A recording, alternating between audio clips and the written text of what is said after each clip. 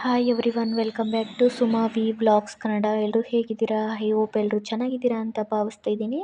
ಇವತ್ತು ನಾನು ಟೊಮೆಟೊ ದೋಸೆ ಮಾಡ್ತಾಯಿದ್ದೀನಿ. ಇಷ್ಟ ಆದರೆ please like, share and comment ಮಾಡಿ. ಸಬ್ಸ್ಕ್ರೈಬ್ ಮಾಡ್ಕೊಳ್ದೆ ನೋಡ್ತಾ ಇರೋರು ಪ್ಲೀಸ್ ಸಬ್ಸ್ಕ್ರೈಬ್ ಮಾಡಿಕೊಂಡು ಪಕ್ಕದಲ್ಲಿರುವ ಬೆಲ್ಲೈಕನ್ನ ಕ್ಲಿಕ್ ಮಾಡಿ ಆಲ್ ಅಂತ ಸೆಲೆಕ್ಟ್ ಮಾಡ್ಕೊಳ್ಳಿ. ಜಾರ್ ತೊಗೊಂಡಿದ್ದೀನಿ ಮಿಕ್ಸಿಗೆ ಹಾಕೋಕ್ಕಂತೇಳಿ.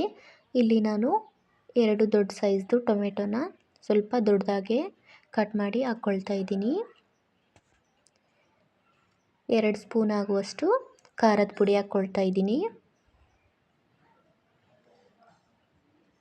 ರುಚಿಗೆ ತಕ್ಕಷ್ಟು ಉಪ್ಪು ಕೂಡ ಹಾಕ್ಕೊಳ್ತಾ ಇದ್ದೀನಿ. ಶುಂಠಿ ಹಾಕ್ಕೊಳ್ತಾ ಇದ್ದೀನಿ. ಬೆಳ್ಳುಳ್ಳಿ ಹಾಕ್ಕೊಂಡು ಚೆನ್ನಾಗಿ ಪೇಸ್ಟ್ ಆಗೋ ಥರ ಗ್ರೈಂಡ್ ಮಾಡ್ಕೊಳ್ಬೇಕಾಗುತ್ತೆ. ಇಲ್ಲಿ ನಾನು ದೋಸೆ ಹಿಟ್ಟನ್ನು ತೊಗೊಂಡಿದ್ದೀನಿ.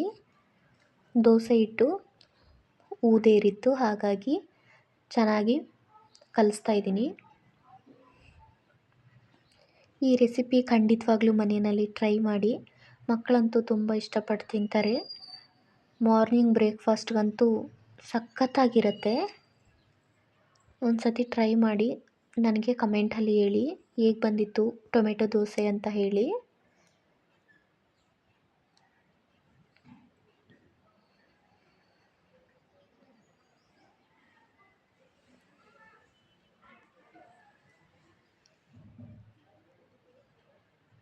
ಹಿಟ್ಟು ಕಲಿಸ್ಕೊಂಡಿದ್ದಾಯಿತು.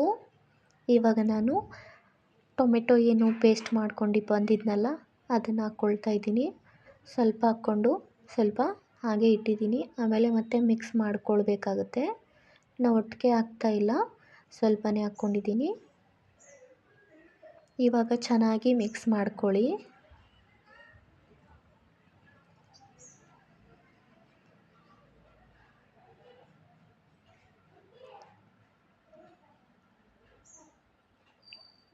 ಇನ್ನೂ ಸ್ವಲ್ಪ ಮಿಕ್ಕಿ ಇತ್ತಲ್ವ ಟೊಮೆಟೊದು, ಅದು ಮತ್ತೆ ಹಾಕ್ಕೊಳ್ತಾ ಇದ್ದೀನಿ.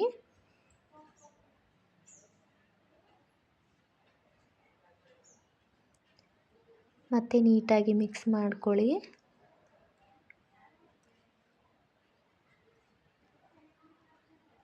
ಎಲ್ಲನೂ ಚೆನ್ನಾಗಿ ಮಿಕ್ಸ್ ಮಾಡಿಕೊಂಡು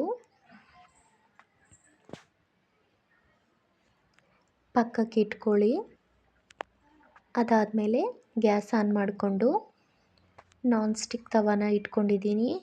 ಇಲ್ಲಿ ನೀರು ಕೂಡ ಇಟ್ಕೊಂಡಿದ್ದೀನಿ. ನಾನು ಹೆಂಚಿಗೆ ನೀರು ಚಿಮುಕ್ಸಿ ಹಿಟ್ಟೇನೋ ರೆಡಿ ಮಾಡ್ಕೊಂಡಿದ್ನಲ್ವ ಅದನ್ನು ಒಂದು ಸೌಟಾಗುವಷ್ಟು ತಗೊಂಡು ದೋಸೆನ ಹಾಕ್ತಾಯಿದ್ದೀನಿ. ನೋಡ್ತಾ ಇರ್ಬೋದು ದೋಸೆ ಯಾವ ಥರ ಹಾಕ್ತಾಯಿದ್ದೀನಂತ. ನೀವೆಷ್ಟು ತೆಳ್ಳಗೆ ಬೇಕಾದರೂ ಮಾಡ್ಕೊಳ್ಬೋದು. ಪೇಪರ್ ಥರ ಬರುತ್ತೆ, ಮಸಾಲೆ ದೋಸೆ ಥರ ಕಾಣ್ತಾ ಇರುತ್ತೆ. ಟೇಸ್ಟ್ ಕೂಡ ಮಸಾಲೆ ದೋಸೆ ಥರನೇ ಇರುತ್ತೆ.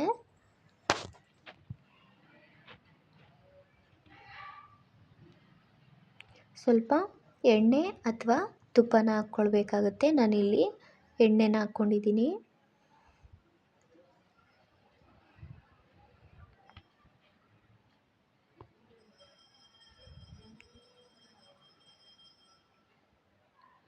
ನೋಡ್ತಾ ಇರ್ಬೋದು ಯಾವ ಥರ ಆಗಿದೆ ದೋಸೆ ಅಂತ. ತಾನಾಗೆ ಎದ್ದೇಳುತ್ತೆ ದೋಸೆ. ನೋಡ್ತಾ ಇರ್ಬೋದು ಯಾವ ಥರ ಕ್ರಿಸ್ಪಿಯಾಗಿ ಬಂದಿದೆ ದೋಸೆ ಅಂತ. ಟೇಸ್ಟ್ ಅಂತೂ ತುಂಬ ಚೆನ್ನಾಗಿತ್ತು. ಮತ್ತು ಇನ್ನೊಂದು ದೋಸೆ ಹುಯ್ಯೋಕ್ಕೆ ಅಂತೇಳಿ ನೀರನ್ನ ಚಿಮುಕ್ಸಿ ಒಂದು ಸೌಟಾಗುವಷ್ಟು ಹಿಟ್ಟನ್ನು ತಗೊಂಡು ದೋಸೆನ ಹಾಕ್ಕೊಳ್ತಾ ಇದ್ದೀನಿ. ನಾನೆಷ್ಟು ಹಿಟ್ಟು ಕಲಸಿಟ್ಟಿದ್ನಲ್ವ ಅಷ್ಟೂ ಖಾಲಿ ಆಯಿತು. ನಾನು ಬೆಳಿಗ್ಗೆ ಬ್ರೇಕ್ಫಾಸ್ಟ್ಗೆ ಮಾಡಿರಲಿಲ್ಲ. ಬೆಳಿಗ್ಗೆ ನಾನು ಪಡ್ಡು ಮಾಡಿದ್ದೆ. ಈವ್ನಿಂಗ್ ದೋಸೆ ಹಾಕಿದ್ರಾಯ್ತು ಅಂತ ಈ ಥರ ಹಾಕಿ ಕೊಟ್ಟೆ. ತುಂಬ ಇಷ್ಟಪಟ್ಟು ತಿಂದರು ಮಕ್ಕಳು ಮತ್ತು ಮನೆಯಲ್ಲಿ ಅಪ್ಪ ಅಮ್ಮ ಮತ್ತು ನನ್ನ ಹಸ್ಬೆಂಡು. ದೋಸೆ ಹುಯ್ದು ಆಮೇಲೆ ಎಣ್ಣೆ ಕೂಡ ಹಾಕಿದ್ದೀನಿ. ನೋಡ್ತಾ ಇರ್ಬೋದು ನೀವು.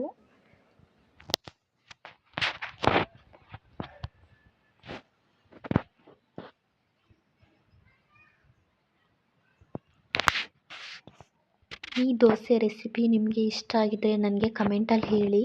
Please like share and comment ಮಾಡಿ. ಮತ್ತು ಸಬ್ಸ್ಕ್ರೈಬ್ ಮಾಡ್ಕೊಳ್ದೆ ನೋಡ್ತಾ ಇರೋರು ಪ್ಲೀಸ್ ಸಬ್ಸ್ಕ್ರೈಬ್ ಮಾಡ್ಕೊಳ್ಳಿ. ಫುಲ್ ವಿಡಿಯೋನು ಕೂಡ ನೋಡಿ.